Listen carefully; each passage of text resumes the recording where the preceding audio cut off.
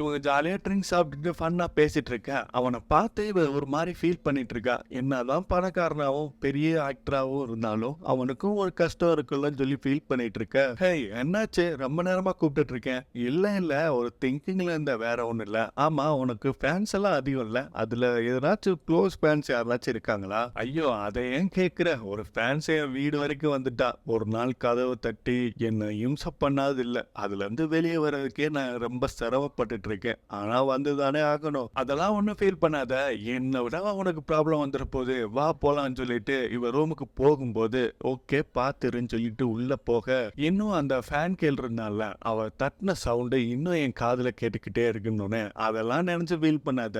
கையில தட்டுனா ஒரு சவுண்ட் வருதுல்ல, அது மாதிரி நினைச்சுக்கோ, போயிட்டு நிம்மதியா தூங்கு அப்படின்னு சொல்லவ இவனை சிரிச்சுக்கிட்டு ரூமுக்குள்ள போக, உள்ள போய் பாக்குறான் இவனோட சூட்கேஸ்ல இருந்த துணி பூரா வெளியே கிடக்குது. இவன் பயத்துல திரும்பி கதவை போட்டு ரிட்டர்ன் வந்துட்டு இவ ரூம் கதவை தட்டிட்டு இருக்கான்.